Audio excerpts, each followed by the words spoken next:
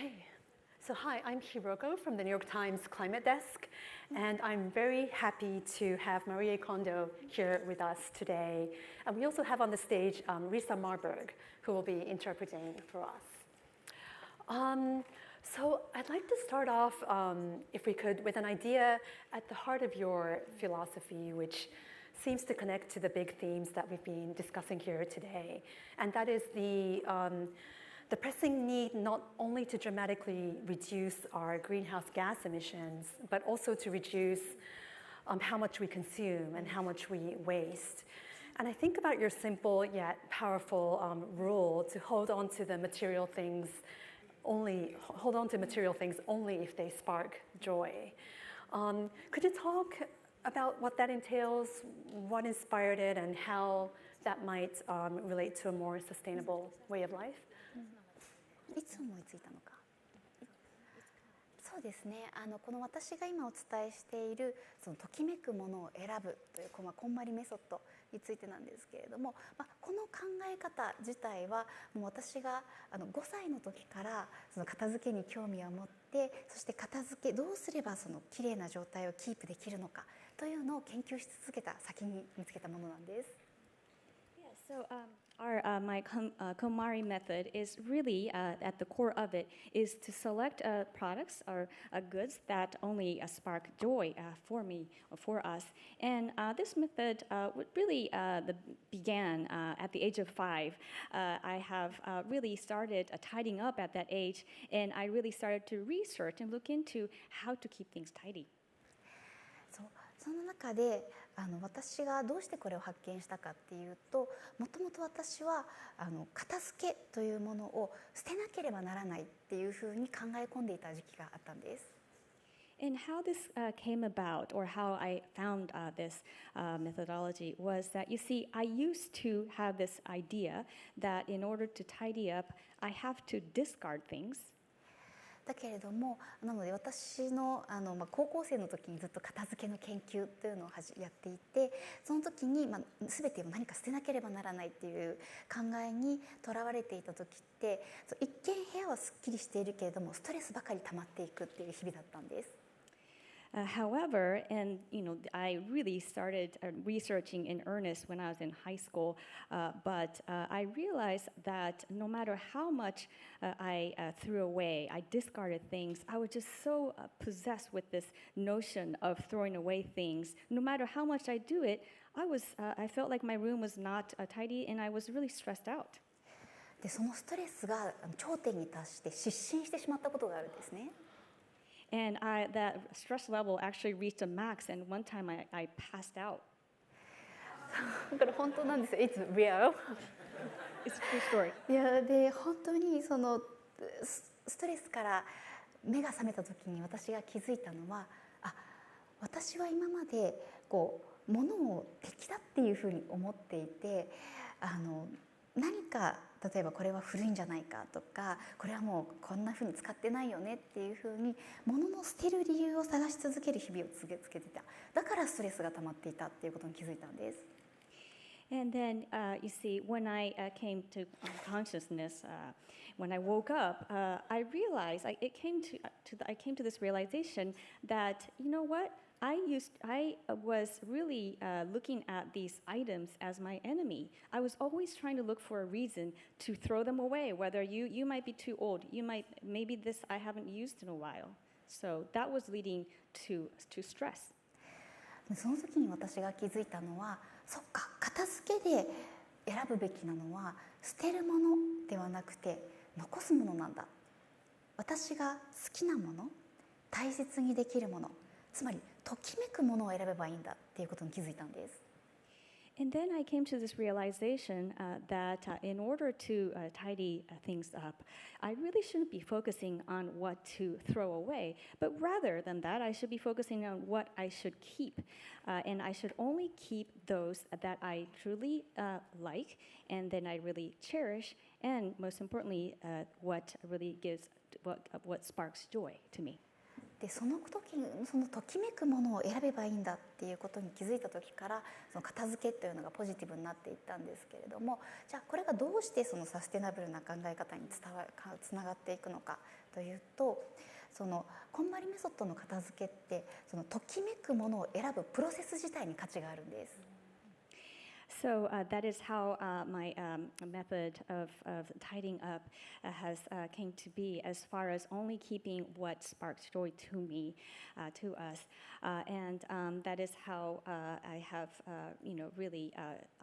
came to this idea. And now, as far as the question of how this tidying up method relates to sustainability,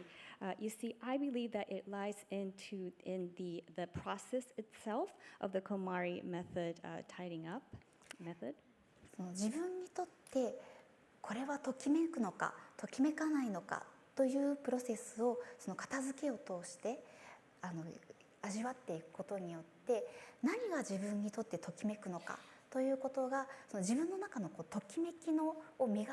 ときめくものを選ぶセンスっていうものが身体感覚として磨かれていくんです。You see, as you go through this process of choosing what sparks joy and what does not spark joy, and then you really truly experience with your own senses, then you start to really exercise the senses that you have. You hone the sensibility that you have in order to choose what sparks joy and what doesn't. So it's really a physical senses that you're exercising. でこの身体感覚が磨かれることによって、自分が本当に今買うべきものとか選ぶべきことというものの指標がすごく明確になってくるので、もう買うものに関しても自分が精査されていくし、買うべきじゃなかったものというのを買わずに済むようになっていくっていうふうに、行動すべてが変わっていくんです。And as you go through the exercises of exercising your physical senses, then you start to build the standard of whether, what you should purchase and what you shouldn't be purchasing. So really, you are really honing in that sensibility, and therefore you are able to avoid buying anything that you really shouldn't be buying. So in other words, your behavior pattern really drastically changed. I wonder, if I could interrupt, what do you feel has sort of driven so many societies to this point, this seemingly sort of out of control, consumer culture where we are basically surrounded by a lot of things that don't bring us joy? What do you have? それはやはり多くの方が、本当に今足りないっていうふうに思って、例えばね、本当にいろいろ買ってしまう現象っていうふうにおっしゃってたと思うんですけれども、そのことってやっぱり今あるものをまずやっぱり見つめ直すっていうことがとっても大切なんです。今自分はどんなものを持っていて、どれだけ自分が持っているものを大切にできているのかというのを向き合う機会、これがやはり今の人たちにはとても大切なんだと思います。You see, yes, you're right. Many people do end up purchasing, so many so much stuff, and they keep thinking, oh, it's not enough, it's not enough. But you see, I believe that what is really lacking is for people to be really to taking a pause and really looking at what you own, and then what is most important, among what you own. So again, that is a kind of opportunity that we must have to really being faced with what you own and evaluate them. I see. But on the letting go side, I'm curious though, how do we weigh the potential benefit of being free from the burden of things versus contributing to the ever-growing amount of trash in the world? We see this with plastics. We're throwing away furniture like never before. We're discarding a mountain of clothes each season. Yeah. そうですね。本当にたくさんのものを今手放してきたかと思うんですけれども、私は手放すこと、もちろん今持っているものの中から自分にとって本当に大切なものを選ぶプロセスで手放すプロセスって必ずあると思うんです。で、私が本当にご提案したいのは、その手放す時に本当にそのものと向き合っているかどうかっていうことなんです。Yes, you're right. You see, there are a lot of discarding, letting go, but I believe that what is important in the process of letting go of things it really is, and this is something I like to propose, but I really would like to take a look and examine what you are exactly letting go of things and discarding. なので私のそのこんまりメソッドのルールとしては、手放す時に必ず一つ一つのものに対して感謝をして手放すっていうところをとても大切にしています。And in the KonMari method, what we really value is when we are letting things go, when we discard things, we look at each one of the item, and then we give gratitude to each one of them. このものが自分にとってどういう役割をしてくれたのか、このものを持つことによって自分は何を学べたのかということをちゃんとものを手放す機会を使って、その自分の今までのものの持ち方とか考え方っていうものを振り返ることによって、その自分のものの持ち方の哲学っていうものがもっとはっきりしてくるんです。And as you ponder upon the role that each item played in your life, what you have learned from the item that you are just about to release, you should really use that opportunity to look back and look back at the way that you held that item or how you thought about that item. That is how you sort of establish your own philosophy about that. I'd like to ask about something that triggered quite a lot of controversy, and that's your decision in 2019 to start selling your own products and to launch an online store. And I noticed some of the products on offer: a cast iron teapot for $115, a candle and incense holder for $95.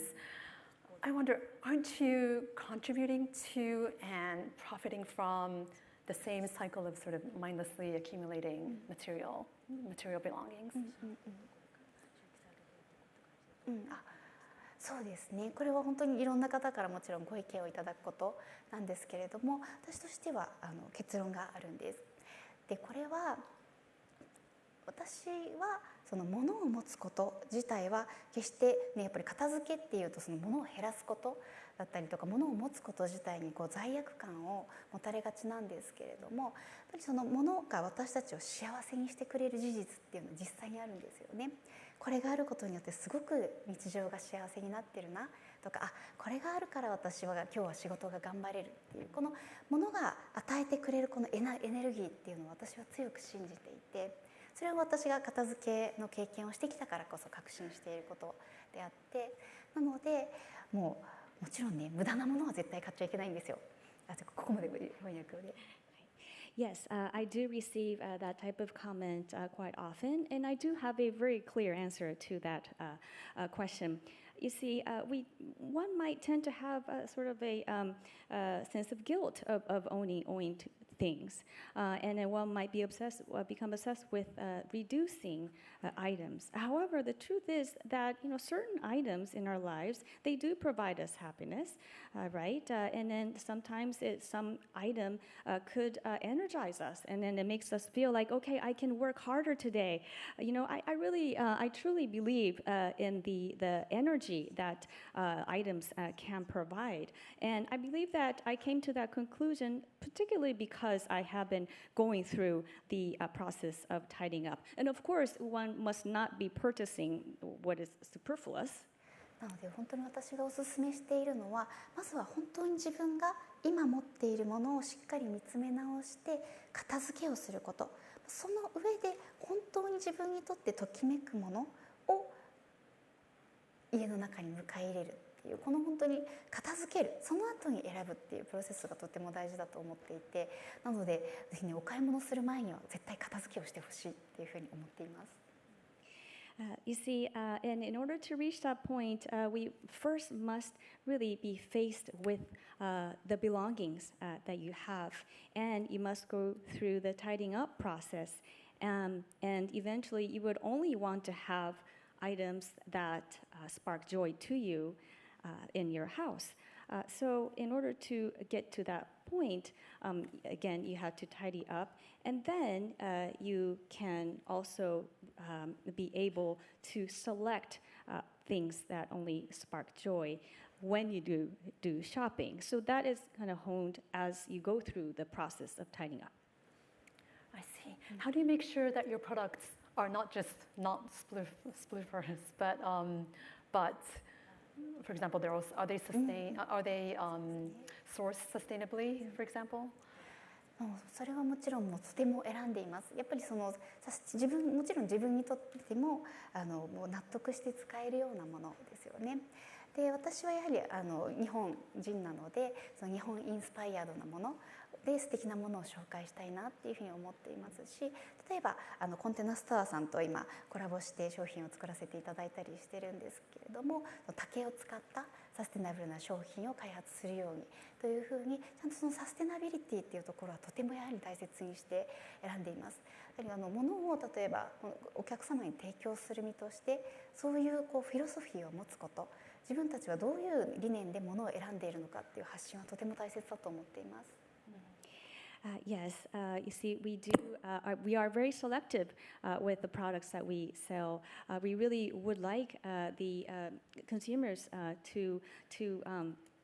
really enjoy and then understand how we came to select these items that we're selling. And you see, I'm a Japanese, so I do enjoy selecting items that are inspired by Japanese sensibility. Now we have a collaboration with the Container Store, and then we sell many items that are made of bamboo, which I believe leads to sustainable product development. And then we do value sustainability in that way. So when we provide products to our customers, that is how we are selective of the quality, and we really value sustainability in that process. I see. I'm curious. How much of the KonMari method is rooted in Japanese cultural ideas? You mentioned that your products are inspired by Japan. Do you feel that we live a more mindful and sustainable lifestyle in Japan? Because personally, and I feel this every time I go back to Japan, I'm not too sure about that. We buy and throw away a lot of things in Japan.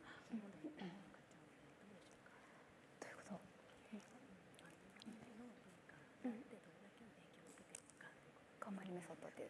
そうですね、そのこんまりメソッドがもちろん私はもう完全に日本で生まれて日本で育ってきた身なので、その日本の文化というのは本当に自然とあると思うんですけれども、やはりそのものに対して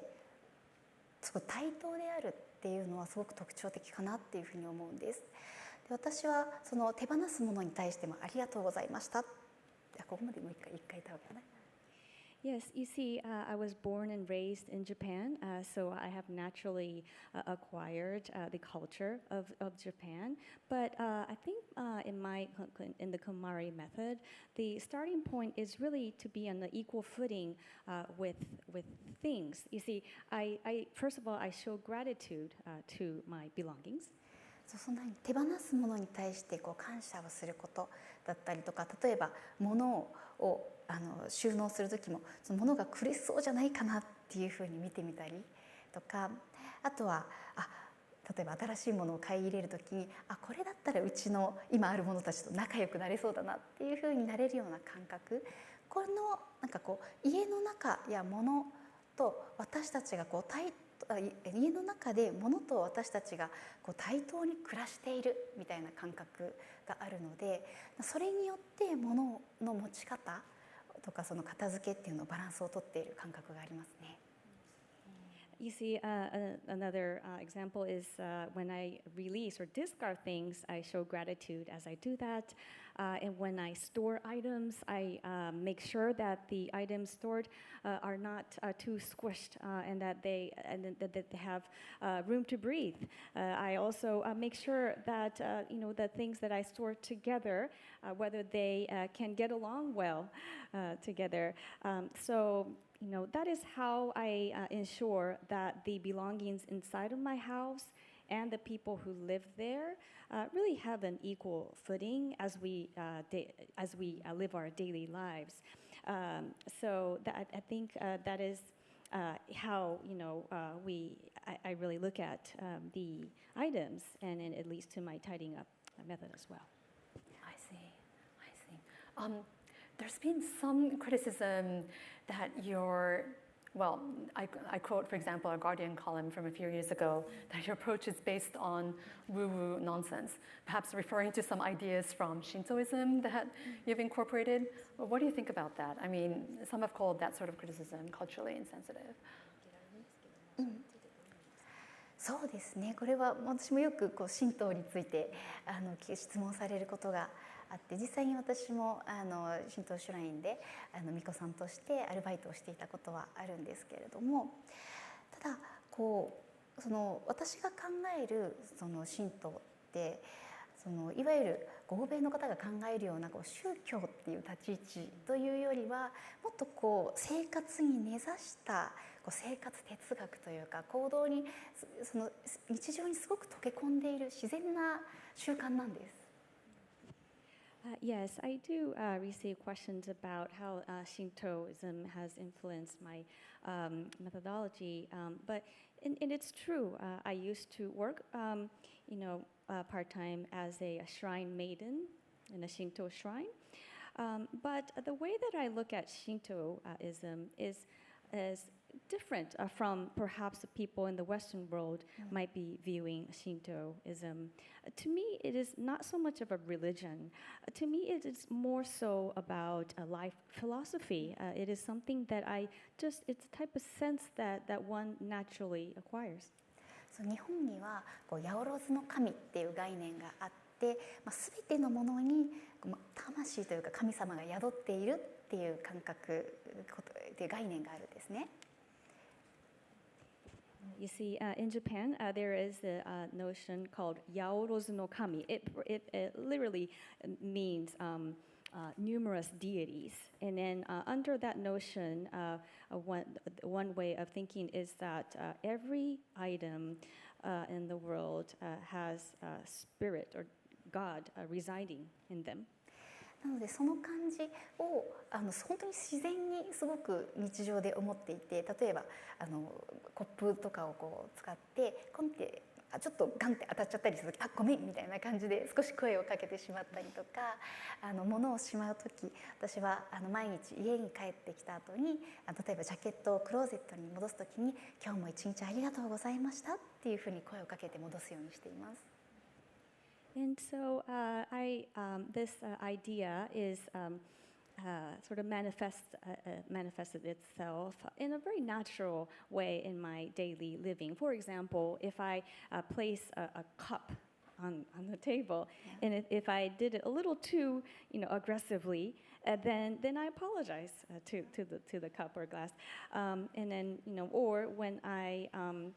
at the end of the day when I come home and then put away my jacket in the closet, I say a little thank you to the jacket for working hard that day. Wow. Yeah. Do you really do that? Yeah, you really do that every day. Yes, I do that. やらないですか？でもこれをすることによってなんかやっぱり自分はたくさんのものに支えられているんだっていう感謝を感じられるのと、本当に自分が持っているものたちをもっと心地よい環境にしていこうっていうふうにして片付けだったりとか他のいろいろなものを整えるっていうことにつながっていくんです。Yes, I really do that. And you see, but by really giving gratitude to all the items that surround me, I eventually end up setting up a very comfortable environment in which I live, and I'm able to to really move keep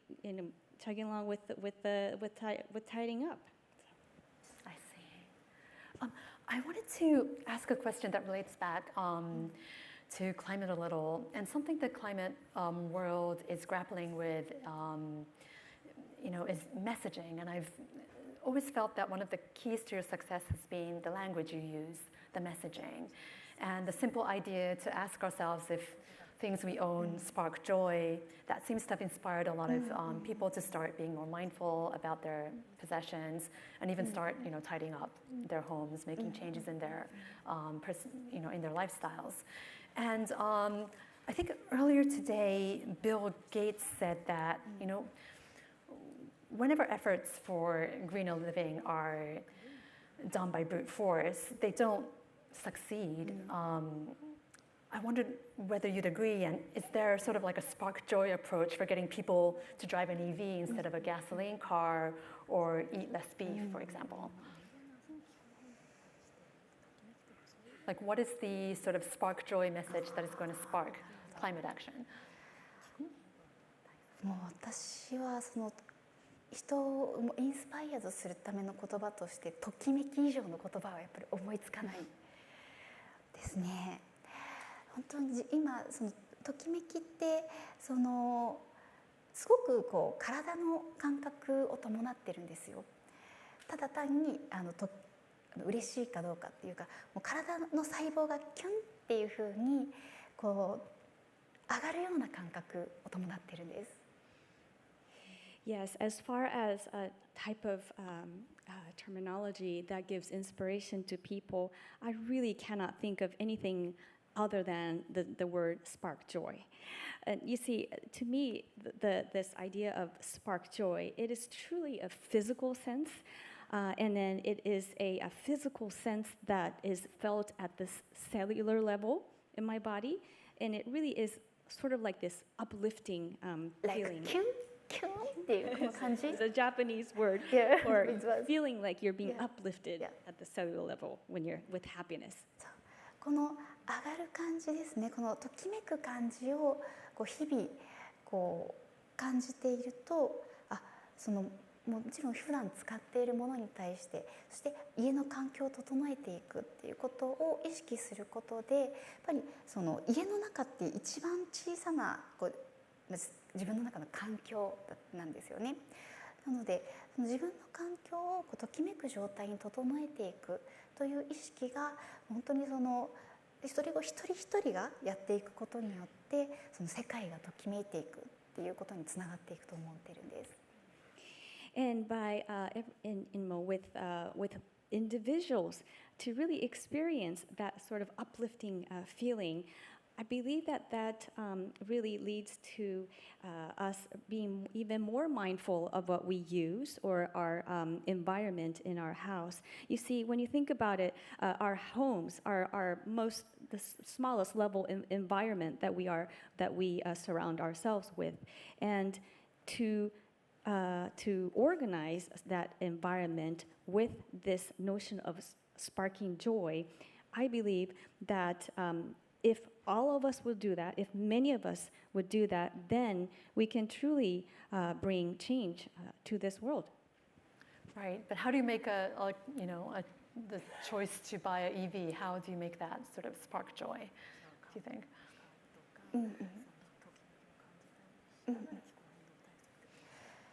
そうですね。本当にこれは一人一人のその判断だと思うんですね。例えば今自分が買うものがどういうふうに環境につながっていくのか、それって自分にとってどういうときめく未来を残していくのかっていうふうに考えることにつながりますよね。I really think it really is up to our individual decision making. You see, when we purchase things, one must really think about, well, how does this impact the environment? And then also by purchasing based on that idea and based on whether it sparks joy or not,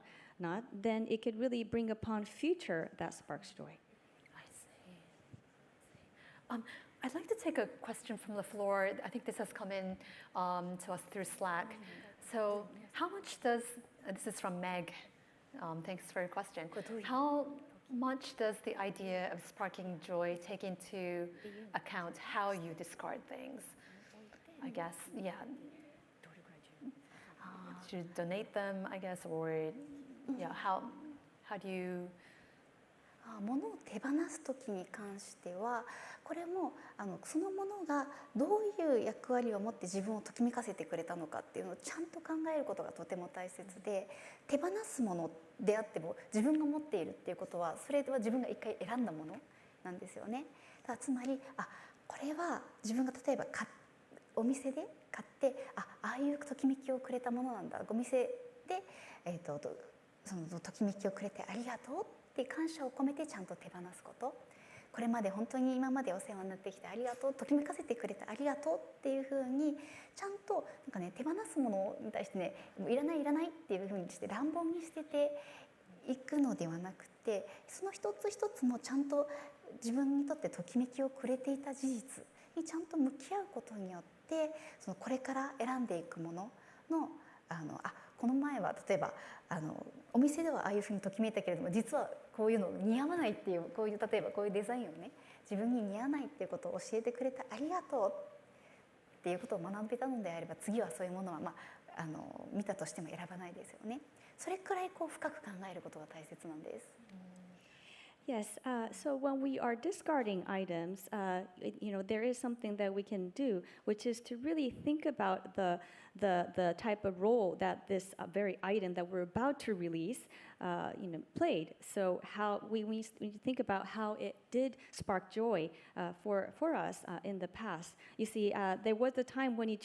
picked that item from the store, and then you remember that it did it did spark joy for you when you pick up that item. So you give thanks to that fact. And then, when you discard the item, you end up not doing so in a really aggressive or abrupt way. Rather, you do so with a thankful heart. So, that is how I believe that we should discard each item and we must face with each item. So in another example that I can give you is that when you chose that item at a store, it did spark joy for you at that moment, but then when you came home, you realized that that item actually doesn't really suit you. So you end up thanking the item for teaching me that it doesn't really suit me. So you say, thank you for teaching me that. And then you end up not choosing the same thing in the future. Right. But when you do discard that item, like how do you make sure that that item does not, for example, if it's a plastic, it doesn't end up in the sea, or again, going back to our previous conversation about trying not to contribute to the mountain of trash that is really sort of challenging our planetary boundaries. How do you? それはすごいある。それは本当に悩ましいなっていうふうに私自身も思っていて、私がもちろん片付けの仕事を始めた時はまだ本当に学生で、本当に始めた頃ってそこにまだ思いが至ってなかったんですね。で、日本で仕事をしている時もなんか本当に手放すこととか片付けをすることに情熱を燃やしていたんですけれども、こんなふうに今本当に世界中で向けてその片付けのことを発信するようになって、それで世界中でたくさんのものが出てしまっているっていう現状に向き合った時に、私自身もこれからもまさに本当におっしゃる通りで手放し方を考え直さなければいけないっていうふうに本当によく本当に考えているところです。Yes, that is quite a tough challenge that we face, isn't it? You see, when I first started out this tidying up business, I was still a student. So my thought did not really reach there as far as the impact to the environment as discarding things. And as I have explored this as my job, and I have started to broadcast this to the world. See, tidying up was my passion, is my passion, and that's how I started. But now that this message is really broadcasted to the world, I am faced with this reality that yes, there are, too much materials out in the world, and I'm really faced with that, and then something that I truly believe that we must buckle down and truly tackle with. ですね、なので私がアメリカに来てやはりそのリサイクルですねだったりとかドネートの文化っていうものがすごくこう根付いていることに関してはすごくこう日本も学ぶべきところがあるなっていうふうに思ってとても参考にさせていただいています。And when I came to the United States, I learned about the American culture of recycling or donation, and I truly felt encouraged, and then I felt that is something that people in Japan can learn from. I see. Got it. I think a lot of fascinating insights there just on our very fraught relationship with stuff. So I thank you very much, Maria-san and Misa-san. Thank you so much for joining us today. Yeah, thank you so much. Thank you so much.